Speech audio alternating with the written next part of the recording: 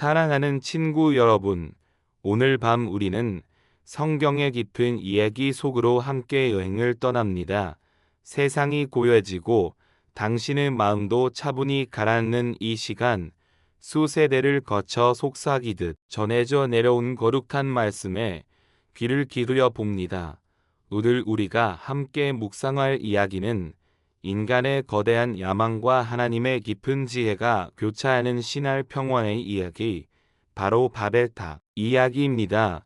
우리 안에도 존재하는 무언가를 이루고 이름을 내고 싶어 하는 그 마음의 근원을 따라가 보는 시간이 될 것입니다. 이 성경 이야기가 당신의 영혼의 위로와 평안을 가져다 준다면 저절을 누르고 채널을 구독하여 많은 이들과 이 희망과 믿음, 평화의 메시지를 나누는 데 동참해 주세요. 당신의 작은 손길이 지친 영혼들에게 큰 빛이 될 수 있습니다. 이제 오늘의 모든 걱정과 무거운 짐을 부드럽게 내려놓으세요. 고요한 공간에서 잠시 기도하며 깊이 숨을 들이쉬고 내쉬며 하나님의 말씀 안에서 펼쳐지는 지혜와 위로, 그리고 경이로움이 우리의 마음을 활짝 열어봅니다. 당신은 지금 끝없이 펼쳐진 광활한 평원 위에 서 있습니다.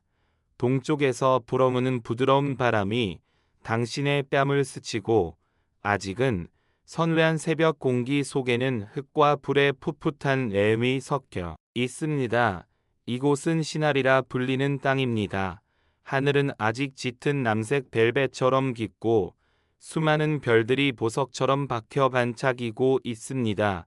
하지만 동쪽 하늘의 가장자리는 이미 희미한 빛으로 물들기 시작하며 곧 다가올 새로운 날의 서막을 알리고 있습니다. 당신의 발밑으로는 단단하고 비옥한 땅의 감촉이 느껴집니다. 얼마 전까지만 해도 온 세상을 뒤덮었던 거대한 홍수의 기록을 품고 있는 땅. 그러나 이제는 새로운 생명과 가능성으로 충만한 땅입니다. 당신 주위로는 거대한 공동체가 잠들어 있습니다. 수많은 천막들이 마치 버섯 군락처럼 평원 위에 옹기종기 모여 있고 그 안에서는 고른 숨소리만이 희미하게 새어 나옵니다. 이들은 모두 노렛의 아들 셈과 항과의 아벳의 후손들입니다. 대홍수라는 끔찍한 재앙 속에서 살아남아 새로운 시작을 허락받은 인류, 바로 그들입니다. 그들의 가장 큰 특징이자 축복은 바로 하나입니다. 모두가 같은 말을 하고 같은 단어를 사용하며 같은 억양으로 소통합니다. 오해 여지가 없고 소통의 장벽이 없습니다. 한 사람이 말을 시작하면 모든 사람이 즉시 그 의미를 이해합니다. 이 완전한 소통의 일체감은 그들에게 엄청난 힘과 결속력을 부여합니다. 이는 마치 하나의 거대한 유기체처럼 모든 세포가 동일한 신호를 주고받으며 움직이는 것과 같습니다. 고무함 속에서 잠시 생각해 봅니다. 언어가 하나라는 것은 얼마나 큰 축복일까요? 마음속 생각을 꾸밈없이 전하고 상대의 마음을 오롯이 느낄 수 있는 세상, 아마도 하나님께서 태초에 인간에게 주신 선물 중 하나는 바로 이 순수한 소통의 능력이었을 것입니다. 서로를 이해하고 사랑하며 협력하여 선한 것을 이루도록 말입니다. 이른 아침의 정작 속에서 당신은 그 축복의 무게와 아름다움을 온몸으로 느낍니다. 해가 서서히 떠오르기 시작합니다. 짙은 남색 하늘은 점차 옅은 보라색으로 그리고 다시 오렌지빛과 황금빛으로 물들어갑니다. 밤새 평원을 지키던 별들이 하나둘씩 빛을 잃고 사라지면 거대한 불덩이 같은 태양이 지평선 위로 그 웅장한 모습을 드러냅니다. 그 빛이 천막들을 비추자 안에서부터 서서히 생명의 소리가 피어오르기 시작합니다. 아이들의 웃음소리, 아낙네들의 정겨운 대화 소리, 남자들의 힘찬 목소리, 이 모든 소리가 하나의 언어로 우러져 조화로운 아침의 교향곡을 만들어냅니다. 당신은 천막들 사이를 천천히 걸어갑니다. 사람들의 얼굴에는 희망과 활기가 넘칩니다. 그들은 어제의 노동과 오늘의 계획에 대해 이야기합니다. 물을 길어오는 사람들, 가축을 돌보는 사람들, 아침 식사를 준비하는 사람들, 모든 것이 질서정연하고 평화로워 보입니다. 그러나 그들의 대화 속에서 당신은 새로운 단어들이 점자 더 자주 언급되는 것을 듣게 됩니다. 도시 그리고 타. 처음에는 그저 막연한 생각이었습니다. 한 나이 든 족장이 모닥불 앞에서 나지막이 말했을지도 모릅니다. 우리가 이렇게 덧차져 살아서요. 되겠는가? 온 땅으로 흩어지는 것을 면하려면 한 곳에 모여 우리만의 성읍을 건설해야 하네. 이 말은 사람들의 마음속에 있던 막연한 불안감을 건드렸습니다. 대홍수의 기억은 아직 생생합니다. 흩어진다는 것은 곧 약해진다는 것, 다시 닥쳐올지 모를 짱 아에서 속수무책이 된다는 것을 의미했습니다. 함께 모여 서로를 지키고 안전한 울타리를 만들어야 한다는 생각은 매우 합리적이고 설득력 있게 들렸습니다. 이 생각은 들불처럼 번져나갔습니다. 이제 사람들은 더 이상 생존만을 이야기하지 않습니다. 그들은 건설을 이야기합니다. 자신들의 힘으로, 자신들의 지혜로 뭔가 위대한 것을 만들고 싶다는 열망이 그들의 눈 속에서 터오르기 시작합니다. 당신은 그들의 대화에 귀를 기울입니다. 우리가 가진 기술이라면 충분히 가능해. 이 넓은 평원에 우리 모두가 함께 살 수 있는 거대한 도시를 세우자. 맞아. 그리고 그 도시의 중심에는 하늘에 닿을 만큼 높은 탑을 세우는 거야. 하늘에 닿을 만큼 높은 탑. 이 말이 처음 누구에게서 나왔는지는 알 수 없습니다. 하지만 그 말은 사람들의 마음을 사로잡는 강력한 마법을 가지고 있었습니다. 그것은 단순히 안전을 위한 건축물을 넘어선 어떤 거대한 상징이었습니다.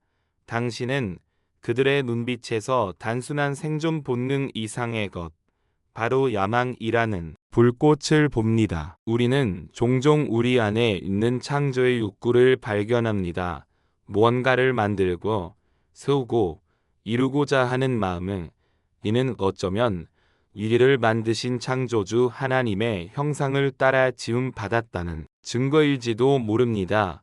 하나님께서 세상을 창조하시고 보시기에 좋았더라 말씀하셨던 것처럼 우리도 우리의 노력이 결실을 맺는 것을 보며 기쁨을 느낍니다. 하지만 그 동기가 어디에서 출발하는지 우리는 늘 성찰해야 합니다. 하나님의 영광을 위해서인가? 아니면 나의 이름을 내기 위해서인가? 신할 평원의 사람들은 서서히 그 갈림길에서 후자의 길로 발걸음을 옮기기 시작합니다. 며칠 후 평원 한가운데서 거대한 회의가 열립니다. 모든 부족의 지도자들과 기술자들이 모여 머리를 맞댑니다. 당신도 그 군중의 일부가 되어 그들의 논의를 지켜봅니다. 한 남자가 앞으로 나서서 칩니다. 성읍과 탑을 건설하여 우리 이름을 내고 온 지면의 흩어짐을 면하자. 그의 목소리에는 강한 확신이 담겨 있고 사람들은 환호로 답합니다. 우리 이름을 내자. Use make a name for ourselves. 이 문장이 그들의 새로운 구호가 되었습니다. 더 이상 하나님의 보호하심과 인도하심에 의지하는 것이 아니라 자신들의 힘으로 자신들의 명성을 쌓아 올리겠다는 선언입니다. 이는 미묘하지만 결정적인 변화입니다. 하나님께서 생육하고 번성할 땅에 충만하라고 하신 명령은 온 땅으로 퍼져나가 하나님의 창조 세계를 돌보라는 의미를 담고 있었습니다. 그러나 그들은 흩어짐을 면하자며 한 곳에 머물려 합니다. 하나님의 계획에 순종하기보다 자신들의 계획으로 그 계획을 대체하려 합니다. 당신은 이 거대한 군중의 열기 속에서 서서히 피어오르는 교만의 그림자를 느낍니다. 그것은 아직 명확한 형태를 갖추지는 않았지만 분명히 존재합니다. 프로젝트는 구체화되기 시작합니다. 그들은 이 지역의 지질학적 특성을 고려합니다. 신할 평원에는 단단한 화강암 같은 건축용 석재가 드뭅니다. 그러나 그들에게는 풍부한 진흙과 역청이 있습니다. 이것이 그들의 첫 번째 혁신이 됩니다. 돌을 대신할 벽돌을 만들고 진흙을 대신할 역청을 사용하자. 당신은 그들의 작업 현장으로 걸음을 옮깁니다. 거대한 프로젝트가 이제 막 첫 삽을 뜬 모습이 눈앞에 펼쳐집니다. 수많은 남자들이 강가로 가서 비육한 진흙을 파내옵니다. 그들은 진흙에 물을 붓고 지푸라기를 섞어 맨발로 밟아 이깁니다. 질퍽거리는 진흙의 감촉, 구수한 흙냄새, 힘차게 발을 구르는 사람들의 함성이 뒤섞여 격동적인 생명력을 만들어냅니다. 이것은 단순한 노동이 아니라 공동의 목표를 향한 의식과도 같습니다. 잘 기어진 진흙은 나무로 만든 네모난 틀에 채워집니다. 일정한 크기와 모양으로 찍어낸 벽돌들은 넓은 평원 위에 끝없이 펼쳐져 햇볕에 몸을 말립니다. 마치 거대한 밭에 씨앗을 뿌려놓은 듯한 장관입니다. 당신은 그 수많은 벽돌들을 바라보며 인간의 끈기와 조직력에 감탄하게 됩니다. 하나의 언어는 이 모든 과정을 놀랍도록 효율적으로 만듭니다. 감독관리 지시는 즉시 전달되고 노동자들은 일사불란하게 움직입니다. 물을 더 가져와라. 진흙이 너무 무르다. 저쪽으로 벽돌을 옮겨라. 모든 소통이 막힘없이 이루어집니다. 여기서 우리는 인간에게 주어진 지혜의 가치를 생각하게 됩니다. 환경의 제약을 극복하고 새로운 기술을 개발하는 능력, 돌이 없는 곳에서 벽돌을 만들어내는 창의성, 이는 분명 하나님께서 주신 선물입니다. 그러나 선물이 어떻게 사용되느냐에 따라 그 결과는 완전히 달라집니다. 하나님의 영광을 위해 사용될 때 그 지혜는 세상을 이롭게 하지만 인간의 교만을 위해 사용될 때 그것은 스스로를 옭아매는 도구가 될 수 있습니다. 신할 평원의 벽돌들은 바로 그의 안면성을 모두 품고 있는 듯 합니다. 햇볕에 잘 마른 벽돌들은 이제 불의 시험을 거쳐야 합니다. 평원 곳곳에 거대한 가마들이 세워집니다. 사람들은 마른 나무와 갈대를 모아 가마에 불을 지핍니다. 가마 안에서 타오르는 불길은 밤하늘을 붉게 물들일 정도로 맹렬합니다. 당신은 그 뜨거운 열기 앞에서 땀을 흘리며 흙이 불을 만나 단단한 벽돌로 변해가는 경이로운 과정을 지켜봅니다. 흙이 부드러움이 사라지고 불의 강인함이 그 안에 새겨집니다. 이제 벽돌들은 웬만한 힘으로는 부서지지 않을 견고함을 갖게 되었습니다. 그들은 자신들이 만든 이 벽돌을 보며 뿌듯함과 자신감을 느낍니다. 보아라, 우리의 기술이 자연을 이겼다. 이제 우리는 그 어떤 것도 만들 수 있다. 한편에서는 역청을 준비합니다.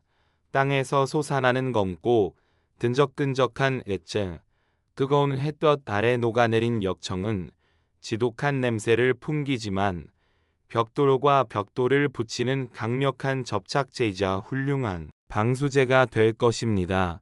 대홍수의 물을 기억하는 그들에게 방수는 매우 중요한 문제였을 겁니다. 그들은 자신들의 힘으로 다시는 물의 심판을 받지 않을 구조물을 만들고 있다고 믿었을지도 모릅니다. 당신은 검은 역청을 끓이는 가마솥에서 피오르는 연기를 보며 그들의 마음속에 자리 잡은 두려움과 그것을 극복하려는 처절한 노력을 동시에 봅니다. 하나님을 향한 믿음 대신 역청의 방수 기능을 신뢰하려는 마음, 이것이 바로 불신앙의 시작입니다. 하나님께서는 무지개 언약을 통해 다시는 물로 세상을 심판하지 않겠다고 약속하셨습니다. 그러나 그들은 그 약속을 믿기보다 자신들의 손으로 만든 물리적인 안전장치를 더 의지하려 합니다. 우리의 삶에도 이런 순간들이 있지 않나요? 하나님의 약속에 말씀을 붙들기보다 눈에 보이는 돈이나 권력, 혹은 인간적인 관계에 더 큰 안정감을 느끼는 순간들 말입니다. 신할 평원의 이야기는 바로 우리 자신의 이야기이기도 합니다. 드디어 도시의 기초가 놓이기 시작합니다. 측량가들이 나와 넓은 평원 위에 도시의 경계를 표시합니다. 그들은 막대기와 밧줄을 이용해 정확하게 구획을 나눕니다. 모든 것이 계획에 따라 체계적으로 진행됩니다. 하나의 언어 부분에 복잡한 설계도나 계산도 말로 설명하는 것만으로 충분히 공유됩니다. 여기서부터 동쪽으로 500보, 거기서 북쪽으로 300보 지점의 성벽에 모퉁이를 세운다. 그들의 머릿속에는 이미 완성된 도시의 모습이 그려져 있으니라. 넓은 도로, 질서정연한 주거 구역, 그리고 그 중심에 푹 솟을 거대한 탑. 첫 번째 벽돌이 내리는 순간 사람들은 환호성을 지릅니다. 역청이 발라진 벽돌 위에 또 다른 벽돌이 쌓아 올려집니다. 한층 한층 견고하게. 그것은 단순한 벽이 아니라 그들의 단결된 힘과 위대함을 증명하는 기념비의 시작입니다. 당신은 그들의 얼굴에 떠오른 자부심을 봅니다. 우리가 해냈다. 우리가 역사를 만들고 있다. 그들은 서로와 어깨를 두드리며 격려합니다. 공동의 목표가 만들어내는 흥분과 열기가 평원 전체를 감쌉니다. 이 장면을 보며 우리는 공동체의 힘에 대해 다시 한번 생각하게 됩니다. 함께 모여 위대한 일을 이루어내는 것. 교회 공동체도 마찬가지입니다.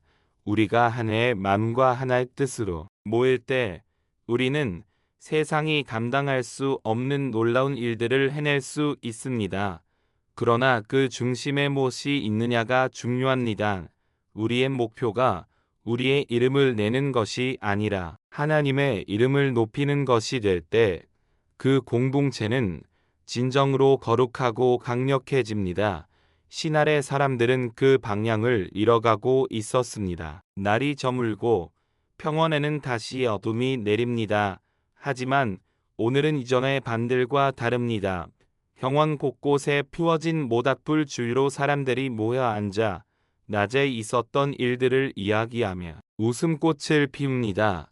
그들의 대화는 온통 도시에 대한 기대와 탑에 대한 꿈으로 가득 차 있습니다. 탑이 하늘에 닿으면 우리는 신들과도 같아질 거여 더 이상 흩어질 걱정은 없어. 우리는 영원히 이곳에서 함께 살 거에 후세 사람들은 우리를 기억하며 위대한 선조라고 부르겠지. 당신은 그들의 들뜬 목소리를 들으며 홀로 밤하늘을 올려다봅니다. 수많은 별들이 변함없이 그 자리를 지키며 고요히 빛나고 있습니다. 저 하늘 위에서 이 모든 것을 지켜보고 계실 하나님의 마음은 어떠실까요? 자신의 형상대로 지음받은 사랑하는 자녀들이 당신의 뜻을 저버리고 스스로의 힘을 좇아 교만의 탑을 쌓으려는 모습을 보며 어떤 생각을 하고 계실까요? 아마도 분노보다는 슬픔과 안타까움이 더 크시지 않을까요? 교만은 종종 큰 소리로 자신을 드러내지 않습니다. 그것은 합리성과 안전 후 발전이라는 그럴듯한 옷을 입고 이리에게 다가옵니다. 신한 평원의 사람들도 처음에는 그랬습니다. 흩어짐을 면하고 안전하게 살고 싶다는 소박한 마음에서 시작했습니다. 그러나 그 마음이 하나님의 자리를 대신하려는 야망으로 변질되는 것은 한순간이었습니다. 우리 자신을 돌아봅니다. 나의 삶의 기초는 어디에 누워 있습니까? 반석 되신 예수 그리스도 위에 있습니까? 아니면 내 노력과 지혜라는 이름의 진흙 벽돌 위 있습니까? 밤이 깊어갑니다. 사람들은 저마다 꿈에 부풀어 잠자리에 듭니다. 그들의 꿈속에서도 벽돌은 계속해서 쌓아 올려지고 답은 하늘을 향해 뻗어 올라갈 것입니다.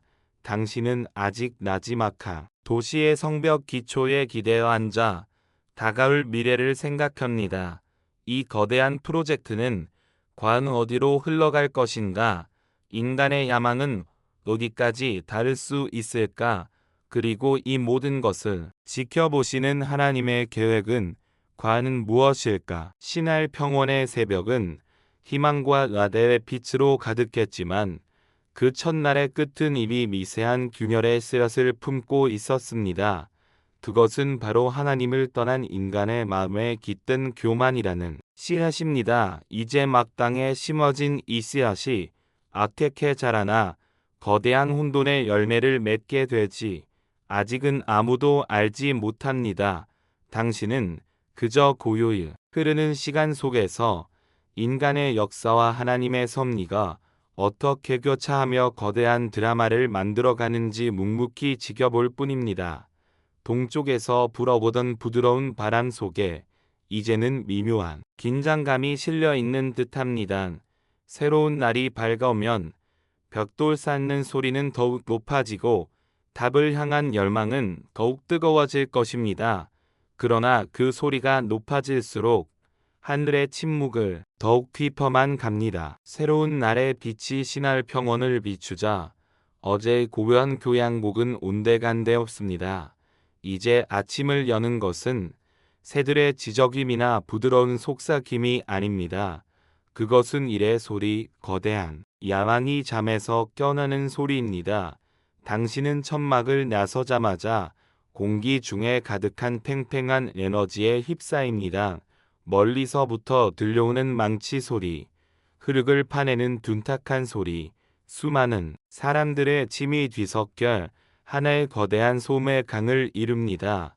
이것은 더 이상 평화로운 공동체의 아침이 아니라 거대한 건설 현장의 분주한 시작입니다. 당신은 건설 현장의 중심으로 걸어갑니다. 어제까지만 해도 평평했던 땅 위에는 이제 거대한 도시의 윤곽이 드러나기 시작했습니다. 넓게 파헤쳐진 기초 공사 현장은 마치 대지를 가로지르는 거대한 상처처럼 보지만 사람들의 눈에는 미래의 영광을 품은 요람으로 비칩니다. 수천, 아니 수만 명의 사람들이 각자의 역할에 따라 물 흐르듯 빈틈없이 움직이고 있습니다. 그 모습은 마치 거대한 개미 군단이 일사불란하게 자신들의 왕국을 건설하는 광경을 연상시킵니다. 한쪽에서는 여전히 벽돌을 만드는 작업이 쉼없이 이어집니다. 이제 그들의 손놀림은 더욱 빠르고 정확해졌습니다. 진흙을 이기고 틀에 찍어내고 햇볕에 말리는 과정은 기계처럼 반복됩니다. 그들의 입안에는 땀방울이 송골송골 맺혀 있지만 얼굴에는 고단함보다 뜨거운 열정이 서려 있습니다. 그들은 자신들이 만드는 이 붉은 벽돌 하나하나가 위대한 역사 일부가 될 것이라고 믿고 있습니다. 당신은 그들 옆을 지나 역청을 끓이는 곳으로 갑니다. 지독한 냄새가 코를 찌르지만 이제는 그 냄새마저 익숙하게 느껴집니다. 거대한 가마솥 안에서 검은 역청이 부글부글 끓어부릅니다. 사람들은 긴 막대기로 그것을 저으면 몽도를 맞춥니다. 이 검은 접착제는 그들의 야망을 단단히 붙들어줄 생명줄과도 같습니다. 그들은 이 역청이 벽돌들을 1000년, 2000년 동안 서로에게서 떨어지지 않게 해줄 것이라 확신합니다. 우리의 삶에도 모와 같은 역청이 존재합니다. 우리의 관계를, 우리의 계획을, 우리의 신념을 단단히 붙들어 준다고 믿는 것들, 때로는 그것이 돈일 수도 있고 명예나 권력일 수도 있습니다. 그러나 인간이 만든 접착제는 언젠가 그 힘을 잃게 마련입니다. 영원히 변치 않는 견고한 연결은 오직 하나님의 사랑 안에서만 발견될 수 있음을 신할 평화 사람들은 아직 깨닫지 못하고 있습니다. 이제 본격적인 건축이 시작됩니다. 도시의 성벽과 건물의 기초가 놓이고 그 중심에는 탑의 거대한 토대가 자리 잡고 있습니다. 탑의 기초는 상상 이상으로 넓고 깊습니다. 그들은 탑이 하늘에 닿기 위해서는 그 무엇보다 튼튼한 뿌리가 필요하다는 것을 잘 알고 있었습니다. 수많은 사람들이 흙을 파내고 그 깊은 구덩이 안을 단단한 돌과 자가 그리고 가장 견고하게 구워진 벽돌로 채워 넣습니다. 이 모습을 보며 우리는 잠시 멈춰 우리 삶의 기초에 대해 묵상하게 됩니다. 우리는 무엇이 우리의 삶을 세우고 있습니까? 예수님께서는 반석 위에 집을 지은 지혜로운 건축가와 모래 위에 집을 지는 어리석은 건축가에 대해 말씀하셨습니다. 신할의 사람들은 자신들의 기술과 노력이라는 보기에는 견고하지만 결국에는 무너질 수밖에 없는 기초에 그들의 모든 것을 쏟아붓고 있습니다. 그들의 땀과 열정이 진정한 반석이신 하나님을 향했다면 그 결과는 얼마나 달라졌을까요? 기초 공사가 끝나자 드디어 탑이 땅 위로 솟아오르기 시작합니다. 이것은 프로젝트의 새로운 단계면 사람들의 흥분은 최고조에 달합니다. 벽돌 운반조가 줄을 지어 움직입니다. 그들은 어깨에 무거운 벽돌 더미를 이고 노래를 부르며 발을 맞춥니다. 그들의 노래는 더 이상 영떼라 푸른 초장에 대한 노래가 아닙니다. 탑의 위대함과 자신들의 힘을 찬양하는 새로운 노래입니다. 사가 울리세 더 높이 우리의 이름이 하늘에 닿도록. 그들의 노랫소리는 노동의 고됨을 잊게 하는 주문과도 같습니다. 당신은 탑의 벽면 가까이로 다가갑니다. 숙련된 미장이들이 벽돌을 받아들고 역청을 바른 뒤 정확한 위치에 올려놓습니다. 착하고 벽돌이 자리를 잡는 소리, 흑손으로 역청을 펴바르는 소리가 규칙적인 리듬을 만들어냅니다. 한치의 오차도 허용하지 않으려는 듯 그들은 밧줄에 매달린 줄을 이용해 수직을 확인하고 또 확인합니다. 그들의 집중력은 경이로울 정도입니다. 마치 거대한 예술 작품을 조각하는 장인들처럼 그들은 온 마음과 영혼을 이 작업에 쏟아붓고 있습니다. 하나님께서는 우리에게 일하는 기쁨을 주셨습니다. 우리의 재능과 기술을 사용하여 무언가를 창조하고 그 결과물을 보며 만족감을 느끼는 것은 거룩한 경험이 될 수 있습니다. 그러나 일이 그 자체로 목적이 되고 일의 결과물이 우상이 될 때 그 거룩함은 사라지고 맙니다. 신할의 사람들은 이제 자신들의 일을 숭배하기 시작했습니다. 탑은 더 이상 단순한 건축물이 아니라 그들의 신이 되어가고 있었습니다. 탑이 점점 높아짐에 따라 새로운 도전 과제가 생깁니다. 어떻게 그 높은 곳까지 무거운 벽돌과 역청을 운반할 것인가? 그들은 또다시 지혜를 짜냅니다. 탑의 벽을 따라 나선 영두 경사로를 만들기 시작합니다. 완만한 경사를 따라 소나나기가 벽돌을 실은 수레를 끌고 올라갈 수 있도록 설계되었습니다. 그리고 탑의 둘레는 거대한 나무 비계 스캐폴딩가 세워집니다. 수많은 통나무와 밧줄로 떠만든 비계는 마치 거대한 거미줄처럼 탑을 휘감고 있습니다. 당신은 호기심에 이끌려 비계 위로 조심스럽게 올라가 봅니다. 발밑에 나무판자가 삐걱거리고 아찔한 높이의 현기증이 느껴집니다. 하지만 당신의 눈앞에는 장엄한 광경이 펼쳐집니다. 아래를 내려다보니 방금 전까지만 해도 거대해 보였던 사람들이 작은 점처럼 보입니다. 끝없이 펼쳐진 평원과 그 위에 점점이 박힌 천막들, 이 모든 것이 당신의 발 아래 있습니다. 높이 올라올수록 세상은 작아 보이고 자기 자신은 커 보이는 법입니다. 이 물리적인 높이의 변화는 그들의 심리적인 변화를 그대로 반영합니다. 탑이 한층씩 높아질 때마다 그들의 교만도 한 뼘씩 자라납니다. 그들은 이제 땅의 일을 하는 사람들이 아니라 하늘의 영역에 가까워지고 있는 존재라고 느끼기 시작합니다. 보라, 우리가 얼마나 높이 올라왔는가. 신들도 우리를 보고 놀랄 것이던 비계 위에서 잠시 휴식을 취하는 인부들의 대화 속에는 이제 겸손함이라곤 찾아볼 수 없습니다. 우리는 삶의 어느 지점에서 성공의 사다리를 오를 때 이와 비슷한 유혹에 빠지기 쉽습니다.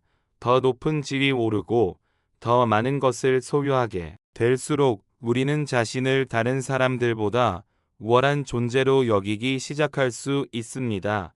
그리고 가장 위험한 것은 하나님의 도우심 없이도 모든 것을 이룰 수 있다는 착각에 빠지는 것입니다. 신할의 탑 꼭대기에서 내려다보는 풍경은 바로 그 교만의 아찔하고 위험한 풍경입니다. 시간이 흐르고 계절이 몇 번이나 바뀝니다. 건기가 오고 기가 지나갑니다. 하지만 탑을 쌓는 일은 멈추지 않습니다. 지제탑은 평원 어디에서나 볼 수 있는 거대한 이정표가 되었습니다.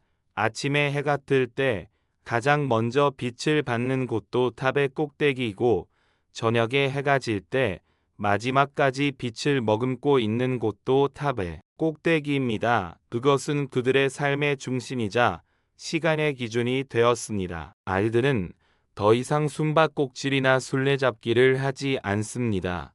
그들은 진흙으로 작은 벽돌을 만들고 나뭇가지로 미니 바벨탑을 쌓는 놀이를 합니다.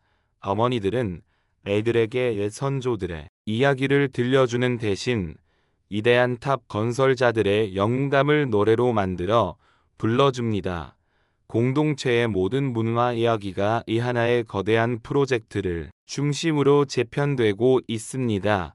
하나님에 대한 기억은 희미해지고 그 자리를 탑에 대한 경외감이 채워가고 있습니다. 어느 날 저녁, 강씨는 모닥불 주위에 둘러앉은 장로들의 대화를 엿듣게 됩니다. 한 장로가 잿빛 수염을 쓰다듬으며 말합니다. 탑이 완성되면 우리는 그 꼭대기에 우리를 위할 신전을 지어야 하네. 우리 스스로를 위한, 우리의 위대함을 기리기 위한 신전을. 다른 장로들도 고개를 끄덕이며 동의합니다.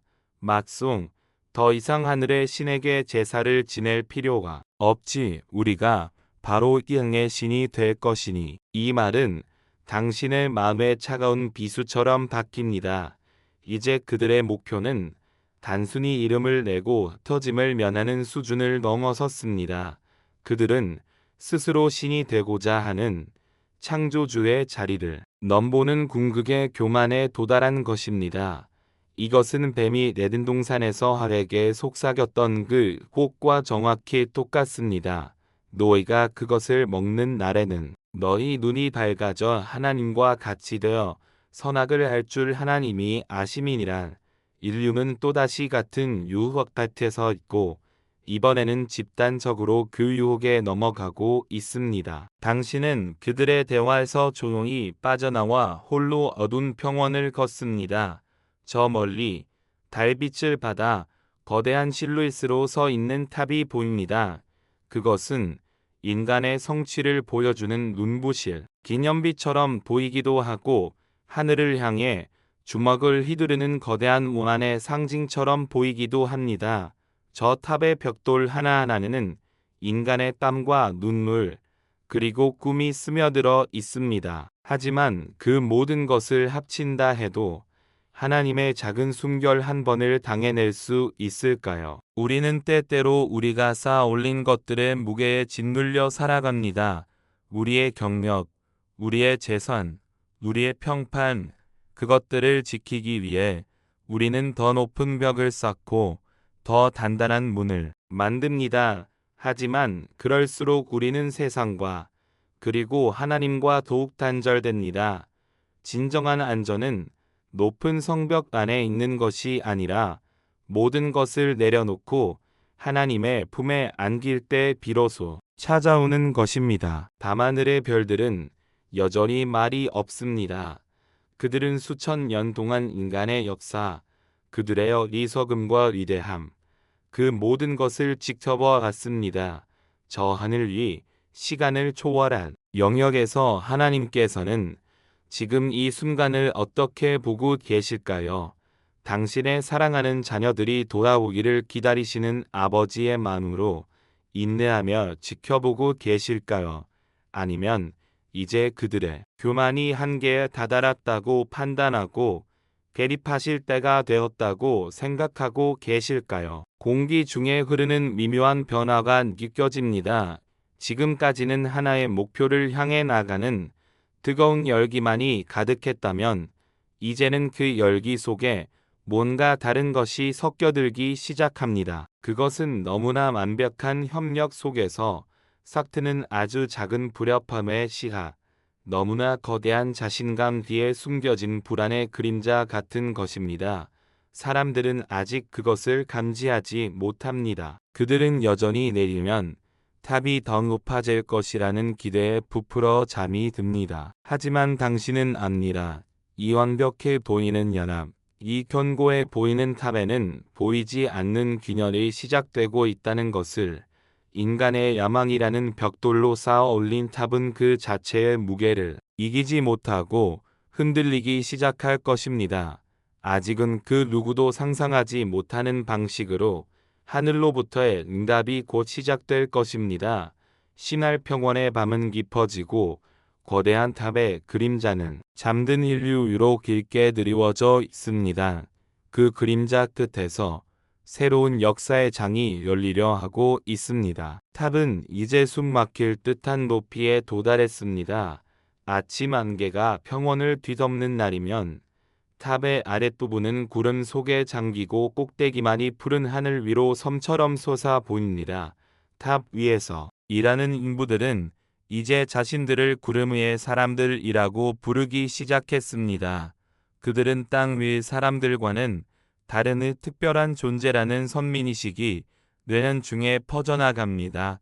땅에서 올려다보는 사람들에게도 탑 꼭대기는 더 이상 선명하게 보이지 않습니다. 그저 아득한 하늘을 배경으로 한 희미한 점일 뿐입니다. 당신은 다시 한번 나선형 경사로를 따라 탑을 오릅니다. 이제는 한나절을 꼬박 올라가야 꼭대기 작업 현장에 닿을 수 있습니다. 올라가는 길, 곳곳에는 중간 쉼터가 마련되어 있습니다. 그곳에서 사람들은 물을 마시고 간단한 음식을 먹으며 숨을 돌립니다. 당신은 그들의 대화에 귀를 기울입니다. 예전처럼 하나의 목표를 향한 뜨거운 열정만이 느껴지지는 않습니다. 무언가 미묘한 불평과 갈등이 기운이 섞여 있습니다. 꼭대기에서 일하는 놈들은 자기들이 뭐라도 된 줄 안다니까 자기들 벽돌은 최상품으로 먼저 올려 보내라고 소리나 지르고 아래층에서 벽돌을 올리는 한 인부가 거친 숨을 몰아쉬며 투덜거립니다. 마잔, 자기들이 흘리는 땀만 귀한 거. 우리가 아래서 이 고생을 하는 건 생각도 안 해. 가른 이가 맞장구를 칩니다. 예전에는 모두가 우리였지만 이제는 위층 사람들과 아래층 사람들로 나뉘기 시작했습니다. 이것은 교만이 만들어내는 필연적인 분열입니다. 교만은 나를 다른 사람보다 더 중요한 존재로 여기게 만듭니다. 나의 기여가 너의 기여보다 더 크다고 믿게 만듭니다. 신한, 평원의 사람들은 하나의 언어를 사용하고 있었지만 그들의 마음은 이미 서로 다른 언어를 사용하기 시작한 것입니다. 질투, 시기, 비교, 의식, 이 감정의 언어들은 공식적인 언어보다 더 빠르고 깊게 공동체를 병들게 합니다. 당신은 이 작은 균열들을 보며 하나님 나라의 원리를 떠올립니다. 예수님께서는 너희 중에 누구든지 크고자 하는 자는 너희를 섬기는 자가 되고 으뜸이 되고자 하는 자는 종이 되어야 하리라고 말씀하셨습니다. 세상의 원리는 더 높이 올라가 지배하는 것이지만 하늘의 원리는 더 낮은 곳으로 내려가 섬기는 것입니다. 바벨탑은 세상의 원리를 극단까지 밀어붙인 결과물입니다. 그리고 그 결과는 필연적으로 분열과 다툼일 수밖에 없습니다. 한편 하늘 위에서는 어떤 일이 벌어지고 있을까를 성경은 여호와께서 사람들이 건설하는 그 성읍과 탑을 보려고 내려오셨더라고 기록합니다. 당신은 잠시 눈을 감고 그 장면을 상상해 봅니다. 온 우주를 창조하신 하나님, 영원과 무한 속에 거하시는 그분께서 작디 작은 인간들이 쌓아 올린 흙더미를 보려고 내려오치는 모습을 이 표현에는 깊은 신학적 의미와 함께 어쩌면 약간의 아련히가 담겨 있습니다.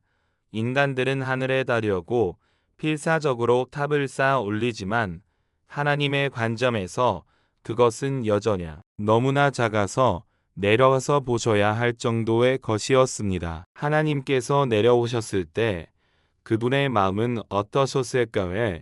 진노와 분노였을까요? 물론 그들의 교만과 불순종은 하나님의 거룩하심을 모독하는 행위였습니다.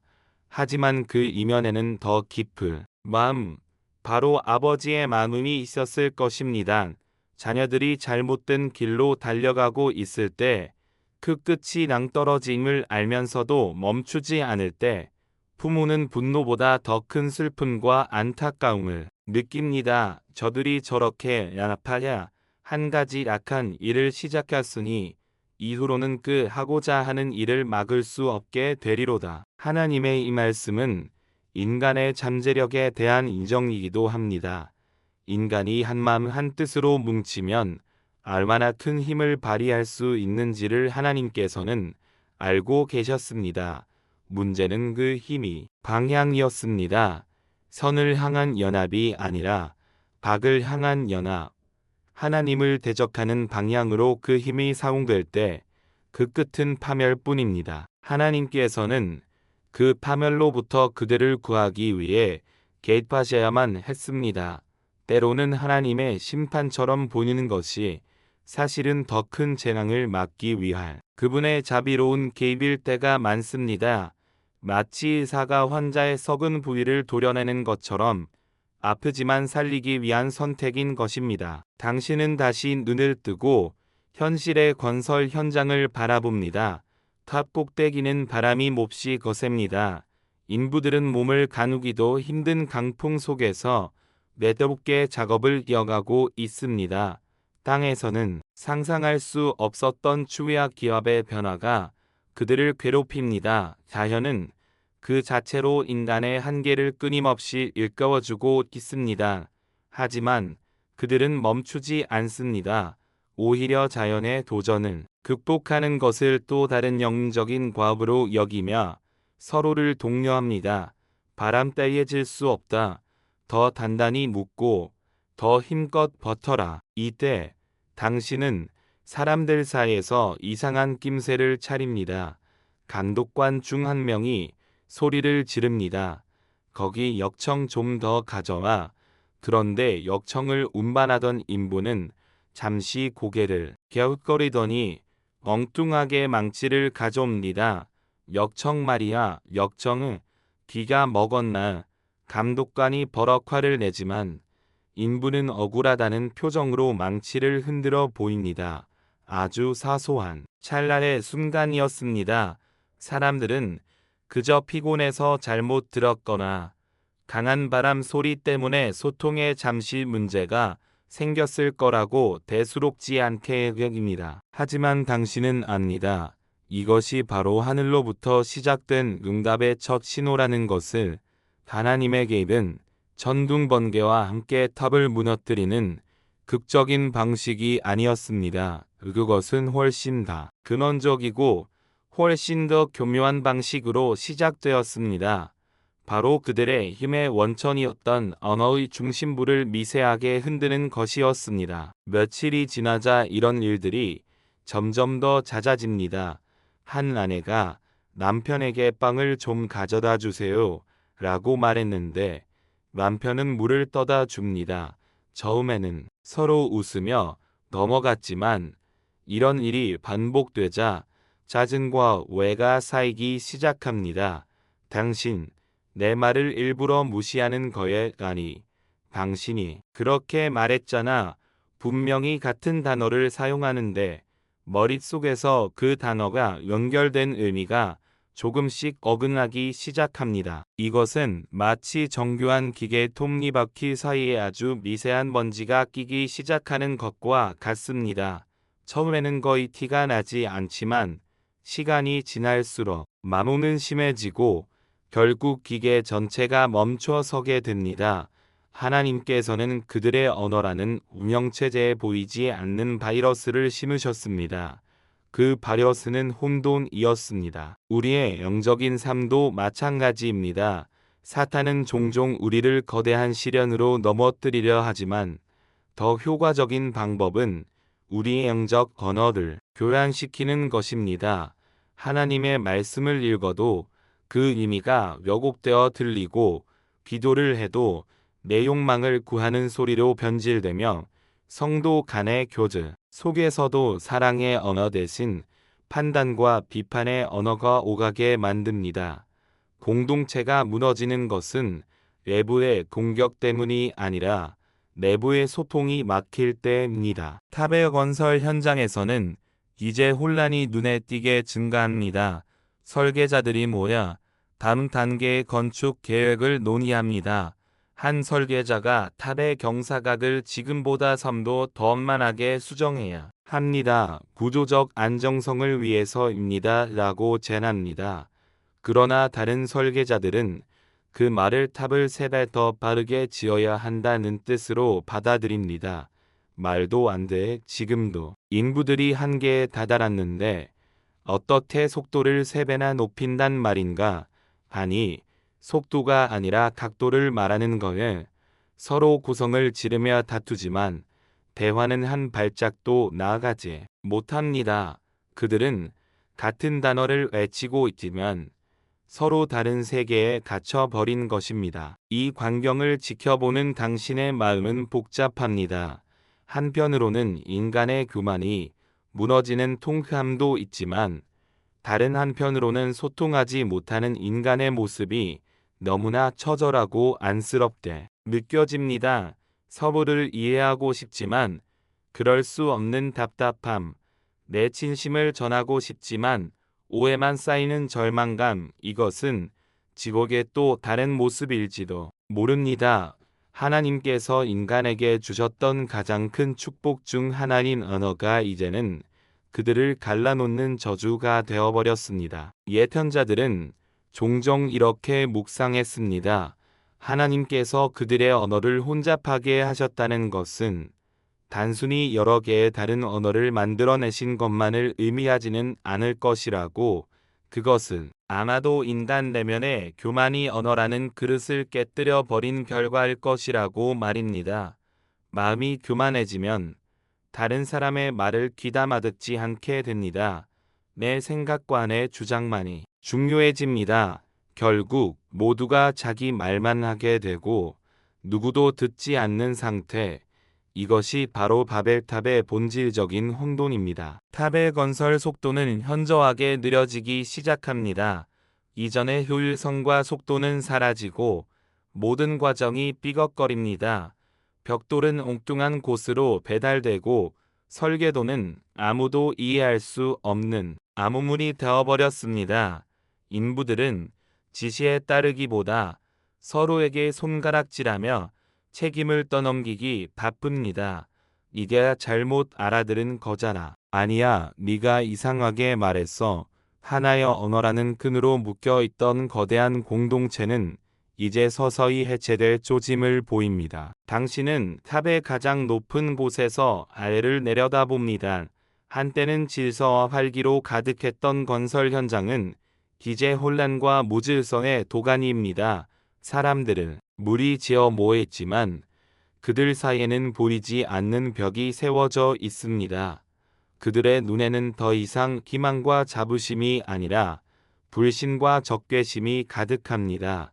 그토록 자랑하던 그들의 위대한 프로젝트는 이제 멈춰 서기 직전입니다. 하늘은 여전히 높고 푸릅니다. 바람은 탑의 꼭대기를 스쳐 지나가며 예처로운 소리를 냅니다. 마치 무너져가는 인간의 야망을 위한 진혼곡처럼 들립니다. 하나님께서는 이 모든 것을 지켜보고 계십니다. 심판의 손길처럼 보였던 그분의 개입은 이제 보니 그들을 더 깊은 파멸에서 건져내시기 위한 고통스러운 사랑의 표현이었음을 당신은 깨닫습니다. 만약 탑에 완성되고 그들이 스스로를 신이라 칭했다면 그들의 영혼은 완전히 파괴되었을 것입니다. 하나님께서는 그들의 프로젝트를 멈추심으로써 그들의 영혼을 구원할 기회를 주실 것입니다. 신의 평원의 해가 저물어 갑니다. 붉은 놀이 하늘을 물들이며 거대한 탑의 실루엣을 비춥니다. 이제 그 실루엣은 더 이상 희망의 상징이 아니라 실패와 혼돈의 기념비처럼 보입니다. 사람들은 지친 몸을 이끌고 각자의 천막으로 돌아가지만 오늘 밤 그들의 마음은 변치 않을 것입니다. 이해할 수 없는 혼란 속에서 그들은 미래에 대한 불안과 두려움 휩싸여 있습니다. 하늘로부터의 응답은 시작되었고 그 결과는 이제 누구도 되돌릴 수 없는 현실이 되어 그들의 삶을 송두리째 흔들고 있습니다. 혼돈은 더 이상 미세한 균열이 아닙니다. 그것은 거대한 파도처럼 신할 평원의 공동체를 덮치고 있습니다. 아침이 밝아도 사람들은 더 이상 힘차게 일터로 향하지 않습니다. 그들은 망설이고 서로의 눈치를 살피며 불안한 표정으로 주위를 두리번거립니다. 어제까지 분명히 통했던 말이 오늘 아침에는 전혀 다른 의미로 들리는 기이한 경험이 곳곳에서 속출하고 있기 때문입니다. 이제 문제는 단순히 단어 몇 개를 잘못 알아듣는 수준이 아닙니다. 문장의 구조, 잔의 억양, 말의 리듬 자체가 뒤틀리기 시작했습니다. 당신은 아침 식사를 준비하는 한 가족의 모습을 지켜봅니다. 어머니가 아들에게 불을 좀 지펴주겠니? 라고 말합니다. 그녀의 머릿속에서는 불이라는 단어가 따뜻함, 유, 생명력을 의미합니다. 그러나 아들의 귀에는 그 단어가 전혀 다른 소리, 예를 들어 물이나 놀처럼 들립니다. 아들은 어리둥절한 표정으로 물동이를 가져옵니다. 어머니는 답답함의 목소리를 높입니다. 아니, 우불말이야. 그녀는 손가락으로 화덕을 가리키며 필사적으로 설명하려 하지만 그녀가 내뱉는 소리는 아들에게는 의미 없는 음절의 나열일 뿐입니다. 결국 어머니는 좌절감에 주저앉고 아들은 영문을 몰라 상처받은 얼굴로 서 있습니다. 이 작지만 비극적인 장면이 평원 곳곳에서 동시에 일어나고 있습니다. 사랑하는 사람들 사이의 대화가 막히고 가장 기본적인 소통마저 불가능해지는 끔찍한 재앙. 이것이 바로 하나님께서 내리신 언의 혼잡의 실체입니다. 하나님께서는 그들의 교만의 탑을 물리적으로 파괴하지 않으셨습니다. 대신 그들의 정체성이자 힘의 원천이었던 관계의 기반을 무너뜨리셨습니다. 건설 현장은 이제 거의 마비 상태입니다. 당신은 설계도와 계산서가 널려있는 기술자들의 천막을 들여다봅니다. 한때는 명석한 두뇌들이 모여 열띤 토론을 벌이던 이곳은 이제 침묵과 좌절감만이 가득합니다. 한 설계자가 복잡한 계산이 적힌 전토판을 다른 이에게 보여주며 무언가 열심히 설명합니다. 그의 입에서는 알아들을 수 없는 소리가 쏟아져 나옵니다. 그들은 손짓발짓을 섞어가며 필사적으로 자신의 이론을 전달하려 하지만 동료들은 그저 고개를 저을 뿐입니다. 그들이 수년간 함께 쌓은 지식의 탑은 이제 무용지물이 되었습니다. 설계도는 더 이상 미래를 향한 청사진이 아니라 누구도 해독할 수 없는 고대의 상형문자처럼 변해버렸습니다. 이 모습을 보며 우리는 지식의 한계에 대해 생각하게 됩니다. 인간은 수많은 지식을 쌓고 그것으로 세상을 이해하고 통제할 수 있다고 믿습니다. 그러나 그 모든 지식은 공유돼 언어와 합의된 의미라는 매우 취약한 기반 위에 서 있습니다. 하나님께서 그 기반을 살짝 흔드시는 것만으로도 인류가 쌓아 올린 모든 지식의 밥의 탑은 한순간의 의미를 잃고 무너져 내릴 수 있습니다. 진정한 지혜는 지식을 축적하는 데 있는 것이 아니라 모든 지혜의 근원이신 하나님을 아는데 있음을 우리는 기억해야 합니다. 현장의 감독관들은 어떻게든 작업을 재개하려고 애씁니다. 그들은 더 이상 말로 지시하는 것을 포기하고 단순한 몸짓과 신호로 소통하려 합니다. 이 벽돌을 저 위로 옮겨라 라는 지시는 이제 손가락으로 벽돌을 가리키고 다시 탑 위를 가리키는 단순한 동작으로 대체됩니다. 처음에는 이 방법이 어느 정도 통하는 것처럼 보였습니다. 하지만 복잡한 작업으로 들어갈수록 한계는 명확해집니다. 예를 들어 벽돌 사이 역정을 3cm 두께로 균일하게 발라야 한다와 같은 정밀한 지시는 몸짓만으로는 도저히 전달할 수 없습니다. 한 인부는 역청을 너무 얇게 바르고 다른 인부는 너무 두껍게 바릅니다. 벽은 삐뚤삐뚤 쌓아 올려지고 곳곳에서 구조적인 결함이 발생하기 시작합니다. 한때는 완벽한 조화를 자랑하던 건축물은 이제 누더기처럼 기워지고 있습니다. 사람들의 마음속에는 점차 분노와 불신이 깊게 뿌리내립니다. 그들은 이 모든 혼란의 원인이 자기 자신이 아니라 상대방에게 있다고 믿기 시작합니다. 저 녀석이 내 말을 일부러 알아듣는 척하고 있어. 저 부족 사람들은 원래부터 우리와 달라서 이제 본색을 드러내는군. 의심은 집단적인 적대감으로 변질됩니다. 예전에는 모두가 노아의 후손이라는 하나의 정체성을 가졌지만 이제는 서로의 미묘한 외모 차이나 습관의 차이를 근거로 위와 그들을 나누기 시작합니다. 당신은 평원 한가운데서 벌어지는 끔찍한 광경을 목격합니다. 두 남자가 언쟁을 벌이고 있습니다. 그들은 서로를 향해 알아들을 수 없는 말을 격렬하게 쏟아내며 손가락질을 합니다. 그들의 얼굴은 분노로 일그러져 있습니다. 말이 통하지 않자 결국 그들은 주먹을 휘두르기 시작합니다. 한때는 형제처럼 지내며 같은 꿈을 꾸던 이들이 이제는 원수가 되어 서로에게 상처를 입히고 있습니다. 주변 사람들은 그들을 말리려 하지만 누구의 편을 들어야 할지 무슨 말을 해야 할지 몰라 웡절당할 뿐입니다. 소통의 단절이 난 폭력, 이것은 바벨탑이 무너지는 소리보다 더 비극적인 소리입니다. 우리는 이 장면에서 죄의 파괴적인 본질을 봅니다. 죄는 우리를 하나님으로부터 분리시킬 뿐만 아니라 우리 입과도 분리시킵니다. 교만이라는 죄는 신할 평원의 사람들을 눈멀게 하여 서로를 더 이상 하나님의 형상으로 보지 못하고 자신의 계획을 방해하는 장애물로 보게 만들었습니다.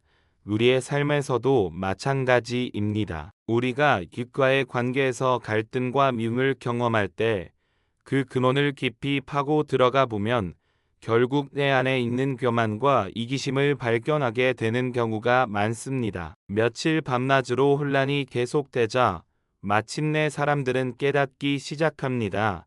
이것은 단순한 오해나 일시적인 문제가 아니라는 것을, 자신들의 힘으로는 도저히 해결할 수 없는 하늘로부터 온 거대한 저주라는 것을.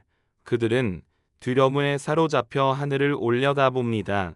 한때는 정복의 대상으로 여겼던 저 푸른 하늘이 이제는 두렵고 경외스러운 존재로 다가옵니다.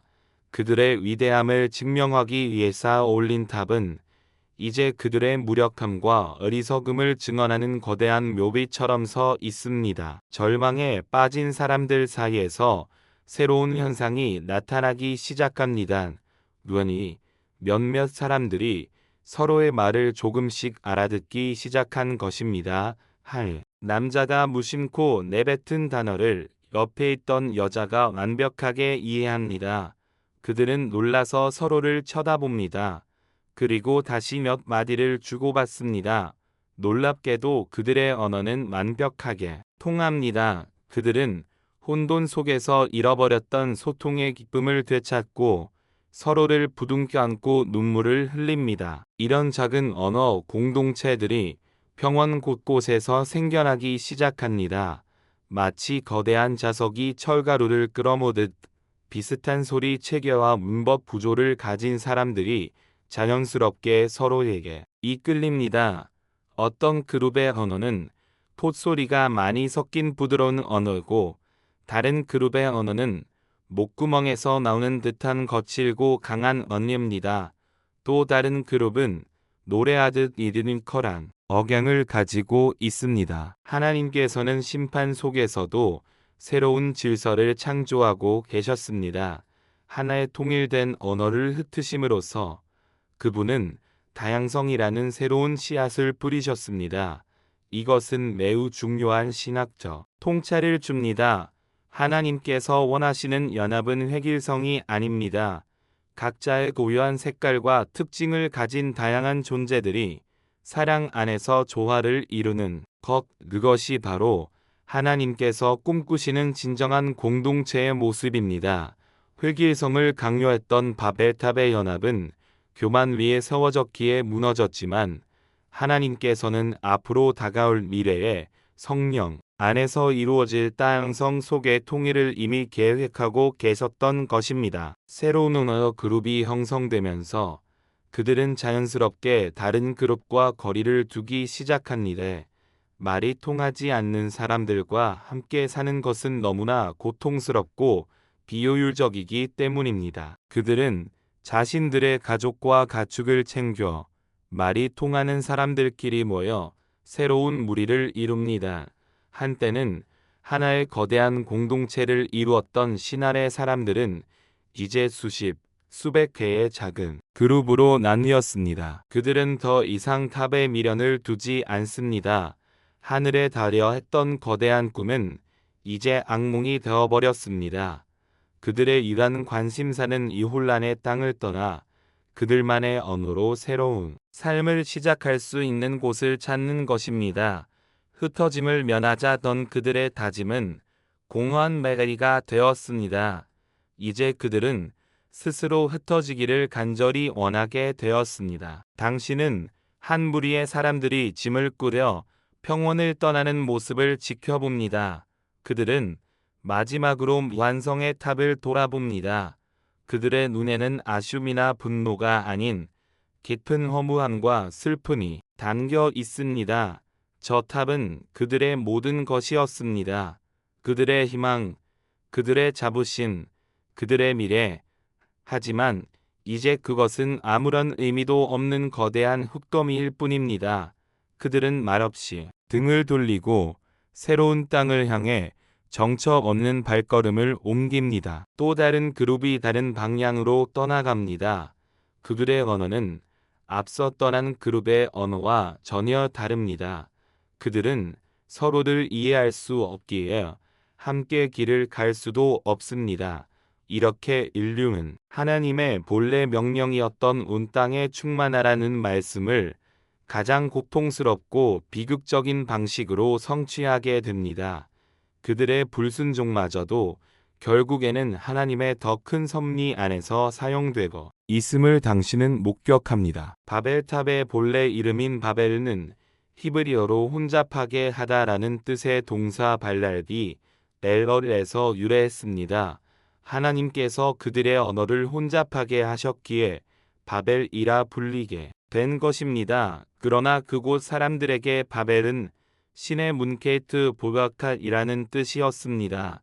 그들은 스스로 신에게로 가는 문을 만들고 있다고 믿었지만 결과적으로 그것은 혼돈과 분열의 문이 되고 말았습니다. 우리의 삶에서 우리가 신의 문이라고 믿은 쌓아올리고 있는 것들이 실제로는 우리를 혼돈으로 이끄는 바벨은 아닌지 돌아보게 됩니다. 이제 거대한 건설 현장은 텅 비어갑니다. 망치 소리, 사람들의 침 소리는 모두 사라지고 오직 바람 소리만이 텅 빈 구조물 사이를 맴돌 뿐입니다. 버려진 연장들, 사용되지 못한 벽돌 더미, 미완성된 설계도들이 그 위대했던 프로젝트의 처참한 최후를 증언하고 있습니다. 본래의 목적을 잃어버린 모든 것은 결국 이렇게 폐허로 남게 됩니다. 우리의 삶도 마찬가지입니다. 창조의 목적인 하나님을 떠나 살아갈 때 우리의 삶은 아무리 화려해 보여도 결국 의미 없는 폐허가 될 수밖에 없습니다. 신할 평원의 아침은 이제 더 이상 희망의 노래로 시작되지 않습니다. 그것은 거대한 침묵과 그 침묵을 가르는 이별의 소리들로 채워져 있습니다. 망치를 두드리고 벽돌을 쌓던 우렁찬 소리는 사라졌습니다. 대신 당신의 귀에 들려오는 것은 천막을 걷는 부스럭거림, 가재도구를 챙기는 달그락거리는 소리, 그리고 서로 다른 언어로 흘러나오는 알아들을 수 없는 탄식과 짧은 명령들입니다. 공기 중에는 한때 그들을 하나로 묶었던 공동의 목표 대신 이제는 각자의 생존을 위한 처절한 몸부림의 냄새가 배어 있습니다. 당신은 병원 위를 천천히 걷습니다. 어제까지만 해도 위시였던 사람들이 이제는 서로를 경계의 눈빛으로 쳐다봅니다. 그들은 말이 통하는 새로운 동족들끼리 옹기종기 모여 달을 무리들이 자신들의 영역을 침범하지는 않을까 노심초사합니다. 라이들은 이 어색하고 냉랭한 분위기에 겁을 먹고 엄마 옥자락 뒤에 숨어 울음을 터뜨립니다. 하지만 엄마는 아이를 달래줄 따뜻한 말을 건네지 못합니다. 그녀의 입에서 나오는 소리는 아이에게 낯선 외계어일 뿐이고 아닌 더욱 서럽게 웁니다. 소통의 단절이 가장 순수해야 할 사랑의 관계마저 어떻게 파괴하는지를 보여주는 가슴 아픈 풍경입니다. 이 비극은 가족 단위까지 파고들었습니다. 당신은 한 천막 앞에서 망연자실하게 서 있는 남자를 봅니다. 그의 아내는 천막 안에서 짐을 꾸리고 있습니다. 그들은 평생을 함께한 부부입니다. 하지만 간밤에 닥친 저주로 인해 이제 그들은 서로 다른 언어를 갖게 되었습니다. 남편은 아내에게 함께 가자고 이 모든 것을 극복할 수 있다고 영하고 싶지만 그에게서는 의미 없는 소리만 맴돕니다. 아내 역시 남편의 눈을 보며 뭔가 말하려 하지만 그녀의 언어 또한 남편에게 닿지 않습니다. 그들은 서로의 얼굴을 평생을 마주보며 사랑을 속삭였던 그 얼굴을 바라보며 절망적인 눈물만 흘릴 뿐입니다. 결국 아내는 말이 통하는 자신이 친족 무리를 따라 떠나기로 결심합니다. 남편은 멀어져 가는 아내의 뒷모습을 그저 멍하니 바라볼 수밖에 없습니다. 교만의 탑은 하늘에 닿지도 못했지만 그 그림자는 가장 신성한 관계마저 갈라놓는 지옥을 만들어냈습니다. 우리는 여기서 분열의 가장 깊은 고통을 묵상합니다. 그것은 물리적인 헤어짐보다 더 아픈 마음이 통하지 않는 고통입니다. 사랑하는 사람의 눈은 보면서도 그 마음을 알 수 없을 때, 내 진심을 전하고 싶어도 왜곡될 수밖에 없을 때, 우리는 깊은 외로움과 절망을 느낍니다. 바벨의 저주는 바로 이 관계의 단절이라는 형벌이었습니다. 하나님과 단절되기를 선택한 인간에게 그 결과로 주어진 것은 사람들 사이의 단절이었습니다. 이제 평원에서는 거대한 분배 작업이 시작됩니다. 아니, 분배하기보다는 약탈에 가까운 혼란이 벌어집니다. 그동안 공동으로 소유하고 관리했던 가축과 곡식 창고, 그리고 수많은 건서, 장비들이 이제는 각 원어 그룹의 차지 싸움의 대상이 되었습니다. 이 양들은 원래 우리 부족이 주던 것이다. 아니다. 저 연장들은 우리 기술자들이 만들었으니 우리 것이다. 말이 통하지 않으니 논리적인 대화는 불가능합니다. 오직 더 큰 목소리와 더 강한 힘이 모든 것을 결정합니다. 당신은 한때 공동의 식량 창고였던 거대한 천막 주변에서 벌어지는 아수라장을 봅니다. 사람들은 서로를 밀치고 자기 몫의 곡식 자루를 하나라도 더 챙기기 위해 아우성입니다. 어제까지 함께 빵을 나누어 먹던 사이라는 것이 믿기지 않을 정도입니다. 한때는 우리 것이었던 재산이 이제는 나의 생존을 위한 도구로 전락했습니다. 이기심이라는 바이러스는 언어의 바이러스보다 더 빠르게 퍼져나가 공동체의 마지막 남은 온기마저 식혀버립니다. 이 장면을 보며 우리는 소유에 대한 집착이 얼마나 우리를 비참하게 만드는지 깨닫게 됩니다. 하나님께서 주신 모든 것은 본래 공동체를 위해 선하게 사용되도록 주어진 선물입니다. 그러나 우리가 그것을 내 것이라고 주장하기 시작할 때 그것은 축복이 아니라 다툼의 씨앗이 됩니다. 진정한 부유함은 창고에 얼마나 많은 것을 쌓아두었느냐에 있지 않고 손에 있는 것을 얼마나 나눌 수 있느냐에 달려 있음을 신안의 사람들은 잊었습니다. 혼란 속에서 일부 사람들은 탑으로 눈을 돌립니다. 저 위대한 건축물, 그 안에 들어간 수많은 자재들, 그들은 탑의 벽면을 허물어 단단하게 구워진 벽돌을 떼내 가려고 시도합니다. 한때는 하늘을 향한 경배의 대상이었던 탑이 이제는 고물상처럼 취급받고 있습니다. 그러나 탑은 견고했습니다. 강력한 역정으로 단단히 붙은 벽돌들은 쉽게 떨어지지 않았습니다. 몇몇 사람들은 부서진 벽돌 조각 몇 개를 챙기는 것에 만족하고 돌아서지만 대부분은 허탈하게 포기합니다. 그들이 그토록 자랑스러워했던 그 견고함이 이제는 그들에게 아무런 유익도 주지 못하는 마지막 조롱처럼 느껴집니다. 시간이 흐르면서 떠날 준비를 마친 그룹들이 하나둘씩 나타납니다. 그들은 각자의 언어와 문화를 중심으로 새로운 정체성을 형성했습니다. 이제 그들의 옷차림이나 머리 모양도 미묘하게 달라지기 시작합니다. 그들은 더 이상 신할 평원의 한나의 백성이 아닙니다.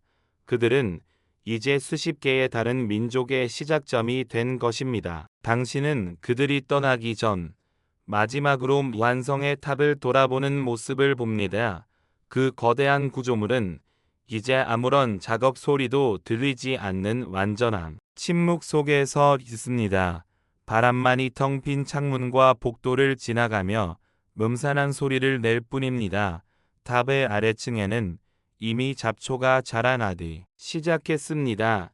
자라는 인간이 버리고 떠난 자리를 조용히 그리고 끈질기게 되찾아오고 있습니다.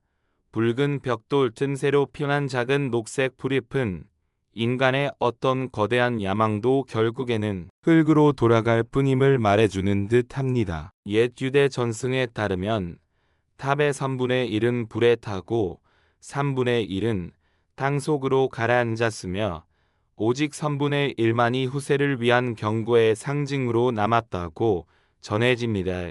이 이야기는 역사적 사실이라기보다 깊은 영적 진실을 담고 있습니다. 인간의 교만으로 쌓아 올린 것은 결국 불타 없어지거나 허무 속으로 가라앉거나 혹은 후대에게 수치스러운 교훈으로만 남게 된다는 것입니다. 드디어 첫 번째 무리가 길을 떠납니다. 그들은 해가 뜨는 동족을 향해 발걸음을 옮깁니다. 그들의 행렬은 길게 이어져 마치 거대한 뱀이 평원을 가로질러 가는 것처럼 보입니다. 그들의 등에는 저마다 소박한 짐이 들려 있고 손에는 애들의 손이 잡혀 있습니다. 그들의 얼굴에는 새로운 땅에 대한 막연한 기대와 함께 고향을 등지는 슬픔과 미래에 대한 불안이 뒤섞여 있습니다. 고지어 다른 무리가 서쪽을 향해 떠납니다. 또 다른 무리는 북쪽 산악지대로, 어떤 무리는 남쪽의 강을 따라 내려갑니다. 신할 평원은 마치 깨진 그릇 조각처럼 사방으로 흩어지는 인류의 출발점이 되었습니다. 그들은 서로 다른 방향으로 걸어가며 다시는 서로를 보지 못할 것이라고 예감합니다. 수백 년 동안 함께 살아온 형제들이 이제는 영원한 이방인이 되어 각자의 역사를 써 내려가기 시작합니다. 하나님께서는 이 흩어짐을 통해 무엇을 계획하셨을까에 비록 그 시작은 인간의 죄와 하나님의 심판이었지만 하나님의 섭리는 그 너머를 보고 계셨습니다. 이 흩어짐을 통해 인류는 다양한 기후와 환경에 적응하며 각기 다른 문화 지혜를 발전시킬 것입니다. 이것은 획일성 속에서는 결코 피할 수 없었던 풍성함의 시작이었습니다. 하나님께서는 인간의 교만이 만들어낸 단일 제국을 허무시고 그 대신 다채로운 민족들로 이루어진 아름다운 세상을 계획하셨습니다. 마치 한 가지 색으로만 칠해진 그림을 지고 수만 가지 색깔로 새로운 그림을 그리시려는 위대한 예술가처럼 말입니다. 당신은 이제 거의 텅 비어버린 평원 한가운데에서 있습니다. 떠나간 사람들의 발자국이 먼지 속에 희미하게 남아있고 주인 잃은 천막 몇 개가 바람에 펄럭이며 을씨면스러운 소리를 냅니다. 저 멀리 지평선 너머로 사라지는 마지막 행렬의 희미한 윤곽이 보입니다. 대분열, 거대한 흩어짐이 이제 거의 끝나가고 있습니다. 이 고독 속에서 당신은 진정한 연합에 대해 다시 한번 깊이 생각하게 됩니다. 인간의 힘으로 같은 언어와 같은 목표라는 인위적인 방법으로 이루려 했던 연합은 결국 실패로 돌아갔습니다. 그렇다면 진정한 연합은 어떻게 가능한 것일까는 이 바벨의 이야기는 수천 년 후에 또 다른 사건을 희미하게 예고하고 있습니다. 바로 오순절 날 성령께서 임하셨을 때의 사건입니다. 그날 각기 다른 언어를 사용하는 사람들이 모인 곳에 하나님의 영이 임하자 그들은 서로의 언어로 하나님의 큰 일을 말하는 것을 듣고 이해하게 되었습니다. 바벨에서 언어가 아니여 인류가 흩어졌다면 오순절에는 성령 안에서 언어의 장벽이 극복되어 새로운 영적 공동체, 즉 교회가 탄생했습니다. 바벨의 연합이 인간의 이름을 높이기 위할 것이었다면 교회의 연합은 예수 그리스도의 이름을 높이기 위한 것입니다. 바벨의 기초가 진흙 벽돌과 역정이었다면 교회의 기초는 살아계신 하나님의 아들 예수 그리스도에 대한 믿음의 고백입니다. 바벨의 이야기는 그 자체로 비극이지만 하나님의 구원 역사라는 더 큰 그림 안에서 볼 때 그것은 우리에게 진정한 희망이 어디에 있는지를 가리키는 중요한 손가락이 됩니다. 해가 저물고 신할 평원에는 짙은 어둠이 내립니다. 이제 이곳에는 당신과 저 거대한 실패의 기념비 그리고 침묵만이 남아 있습니다. 답은 어둠 속에서 거대한 괴물처럼 혹은 깊은 슬픔에 잠긴 거인처럼 보입니다. 한때 인류의 모든 희망과 야망이 모여들었던 이곳은 이제 잊혀진 땅, 저주의 땅이 되었습니다. 사람들은 훗날 이곳을 지나갈 때 자녀들에게 손가락으로 탑을 가리키며 이렇게 말하게 될 것입니다. 보아야, 저것이 바로 하나님처럼 높아지려 했던 인간의 어리석음의 결과란다. 거대한 야망의 시대는 끝났습니다. 소란과 혼돈의 시간도 지나갔습니다. 이제 남은 것은 이 모든 사건이 우리에게 남긴 깊은 영적 교훈을 되새기는 시간뿐입니다. 당신은 차가운 밤 공기 속에서 폐허가 된 탑을 바라보며 인간의 역사와 하나님의 섭리가 빚어낸 이 거대한 드라마의 마지막 장을 기다립니다. 시간이 흐르고 또 시간이 흐릅니다. 신할 평원은 이제 더 이상 인간의 솜으로 더럽혀지지 않습니다. 떠나간 사람들의 마지막 발자국 위로 바람이 흙먼지를 덮어버렸고 버려진 천막들은 비바람에 사가 뼈대만 앙상하게 남았습니다. 당신은 이 거대한 망각의 땅에 홀로 서 있습니다.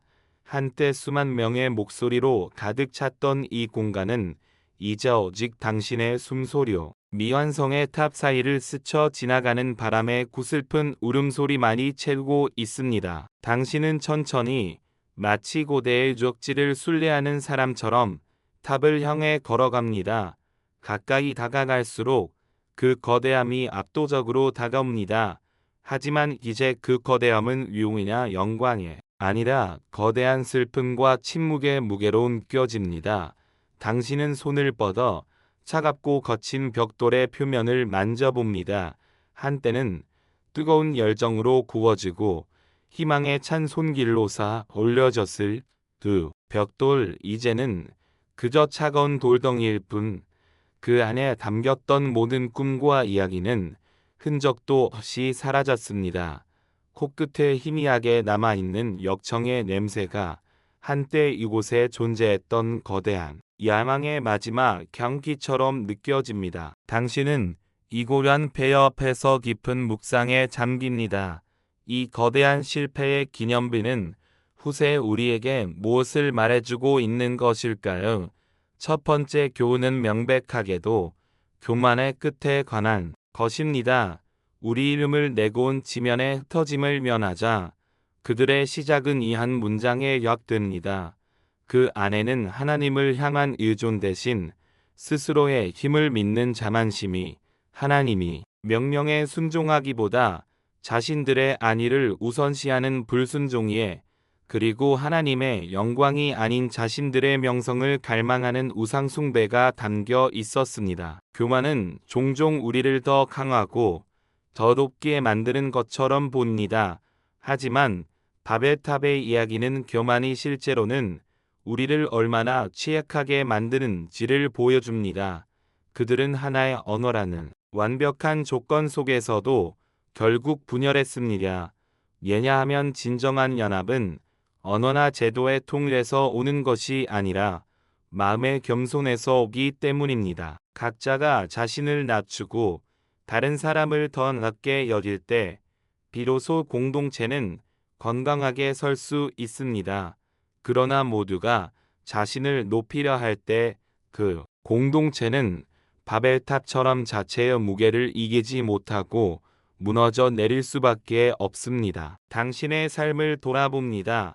당신의 마음속에는 자신만의 바벨탑을 쌓고 있지는 않습니까? 당신의 경력, 당신의 학식, 당신의 재능, 당신의 신앙적 열심마저도 그것이 하나님의 영광이 아닌 나의 이름을 내기 위한 도구가 되는 순간 그것은 바벨탑이 됩니다. 우리는 더 높이 쌓으려고 쓰지만 그럴수록 하나님과 그리고 이익과 점점 더 멀어지는 영적인 고립을 경험하게 됩니다. 바벨탑의 이야기는 우리에게 멈추어 서서 우리의 삶의 건축 방향이 과연 하늘을 향하고 있는지 아니면 하늘을 대적하고 있는지 점검하라고 조용히 경고합니다. 하지만 이 이야기는 단지 인간의 실패와 하나님의 심판에 대한 기록으로 끝나지 않습니다. 그 안에는 더 깊고 무효한 하나님의 섭리가 숨어 있습니다. 당신은 탑의 폐허 주변으로 자라나기 시작한 다양한 종류의 풀과 꽃들을 봅니다. 이전에는 볼 수 없었던 바람을 타고 멀리서 날아온 씨앗들이 뿌리를 내리고 각기 다른 모양과 색깔로 피어나고 있습니다. 이 모습은 하나님께서 흩으심을 통해 이루신 또 다른 창조, 즉 다양성이라는 선물을 상징하는 듯 합니다. 바벨의 사람들은 획일적인 통일을 추구했습니다. 모두가 같은 말을 하고 같은 생각을 하며 같은 목표를 향해 나아가는 것, 그것이 가장 강력하고 안정적인 상태라고 믿었습니다. 그러나 하나님께서 보시기에 그것은 생명이 없는 위험한 상태였습니다. 하나님께서는 그 획일성의 탑을 무너뜨리시고 그 대신 수많은 언어, 문화, 그리고 민족이라는 다채로운 씨앗을 온 땅에 뿌리셨습니다. 이 흩어짐은 당장에는 고통스러운 저주처럼 보였습니다. 그러나 긴 역사의 흐름 속에서 이것은 인류를 더욱 풍성하게 만드는 축복이 시작이었습니다. 각 민족은 서로 다른 환경 속에서 그들만의 독특한 지혜와 예수, 그리고 삶의 방식을 발전시켰습니다. 추운 지방의 사람들은 인내를 배우고 더운 지방의 사람들은 여유를 배웠습니다. 산악지대의 사람들은 강인함을, 해안가의 사람들은 개방성을 키웠습니다. 만약 모든 인류가 신할 평화에 그대로 머물렀다면 이 아름다운 다양성은 결코 피어날 수 없었을 것입니다. 하나님께서는 인간의 죄악마저도 선용하셔서 당신의 창조 세계를 더욱 아름답고 풍성하게 만드시는 분입니다. 하나님께서 원하시는 진정한 연합은 획일성이 아니라 다양성 속의 통일입니다. 각기 다른 색깔의 실들이 모여 하나의 아름다운 테피스트리를 만들어내듯 각기 다른 의사와 배경을 가진 사람들이 그리스도의 사랑 안에서 하나가 될 때 세상은 비로소 하나님의 영광을 보게 됩니다. 바벨탑의 실패는 우리에게 잘못된 연합의 위험성을 경고하고 진정한 연합이 무엇인지에 대한 갈망을 심어줍니다. 이 묵상은 당신을 성경의 다음 장으로 자연스럽게 들어갑니다. 놀랍게도 인류 전체의 집단적 실패를 다룬 창세기 11장의 바벨탑 이야기 바로 뒤는 창세기 12장의 한 개인을 부르시는 하나님의 이야기가 이어집니다. 바로 아브라함의 소명입니다. 이것은 우연이 아닙니다.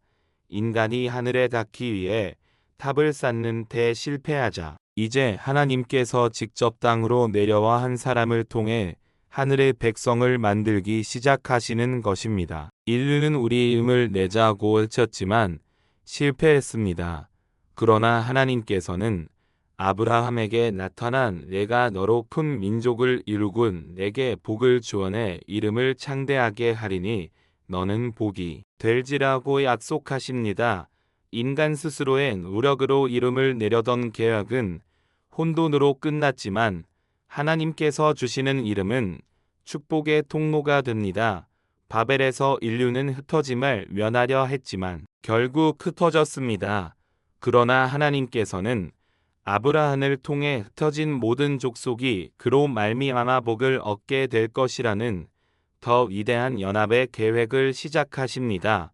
바벨탑의 이야기는 하나님의 구원 역사가 어떻게 실패한 인간의 역사 속으로 개입해 들어오시는지를 보여주는 극적인 전환점인 셈입니다. 그리고 이 매년 약속의 실마리는 수천 년의 세월을 건너 마침내 예수 그리스도 안에서 온전히 성취됩니다. 그리고 그 정점은 바로 오순절 날에 일어납니다. 당신은 눈을 감고 바벨의 폐허 위 오순절 다락방의 풍경을 겹쳐봅니다. 바벨에서는 하나의 언어가 여러 개로 나뉘며 분열과 혼돈이 시작되었습니다. 그러나 오순절에는 여러 다른 언어를 사용하는 사람들이 한자리에 모였을 때 성령께서 임하시자 그들은 서로의 언어로 하나님의 큰 일을 듣고 이해하는 기적을 경험합니다. 이것은 바벨의 저주에 대한 하나님의 완벽한 역전이자 치유입니다. 하나님께서는 언어를 다시 하나로 통일시키는 방식으로 바벨의 문제를 해결하지 않으셨습니다.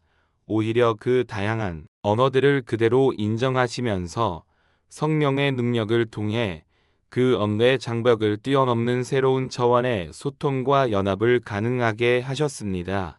이것이 바로 하나님께서 원하시는 교회, 즉 새로운 영적 공동체의 모습입니다. 피부색이 다르고 언어가 다르고 문화가 달라도 예수 그리스도를 주님으로 고백하는 믿음 안에서 성령의 사랑으로 하나가 되는 것, 이것이 바로 인간의 힘으로는 결코 쌓을 수 없는 하나님께서 친히 세우시는 살아있는 성전입니다. 이제 당신은 바서진 탑을 더 이상 실패의 상징으로만 보지 않습니다. 그것은 이제 인류를 향한 하나님의 끝없는 사랑과 지혜를 증언하는 침묵의 설교자처럼 보입니다. 이 탑은 우리에게 말합니다. 너희의 힘으로 구원에 이르려는 모든 시도는 결국 폐허로 끝날 것이다. 너희의 교만은 너희를 연합시키는 것이 아니라 분열시킬 뿐이다. 그러나 너희가 실패한 바로 그 자리에서 하나님께서는 당신의 위대한 구원의 역사를 시작하신다. 너희가 흩어진 바로 그곳에서 하나님께서는 당신의 백성을 다시 모으실 것이다. 해가 지고 신할 병원 외로별이 총총히 빛나기 시작합니다. 수천 년 전 그날처럼 별들은 변함없이 고요한 빛을 던지고 있습니다. 당신은 이제 모든 것을 내려놓고 이 고요한 평원 위에 조용히 눕습니다. 온데의 모든 묵상을 통해 당신의 마음속에 있던 불안과 스스로 뭔가를 이루려는 조급함이 눈 녹듯 사라지는 것을 느낍니다. 우리의 삶이 때로 혼란스럽고 우리의 관계가 깨어지고 우리의 개혁이 무너지는 것처럼 느껴질 때가 있습니다. 그때마다 우리는 우리 안에 있는 바벨탑을 기억해야 합니다. 그리고 그 폐허 너머에서 시작된 아브라함의 길과 마침내 완성된 오순절의 은혜를 바라보아야 합니다. 우리의 희망은 더 견고한 벽돌을 만들고 더 높은 탑을 쌓는 데 있지 않습니다. 우리의 일한 희망은 우리의 모든 개혁을 내려놓고 반석이신 예수 그리스도의 우리의 삶을 세우는 것뿐입니다. 이제 당신의 호흡이 점점 더 깊고 편안해집니다. 신할 평원의 스산한 바람은 이제 당신을 위로하는 부드러운 자장가처럼 들립니다. 교만의 소음이 멈춘 그곳에 비로소 하나님의 평화가 임합니다. 모든 걱정을 내려놓고 하나님의 크고 넓은 섭리의 품 안에서 안식하십시오. 당신의 실패마저도 선으로 바꾸시는 그분의 사랑은 신뢰하며 깊고 평안한 잠에 빠져듭니다. 바벨의 이야기는 끝났지만 당신을 향한 하나님의 이야기는 지금도 계속되고 있습니다. 그분의 의해 안에서 포이히 휴만히 잠드십시오.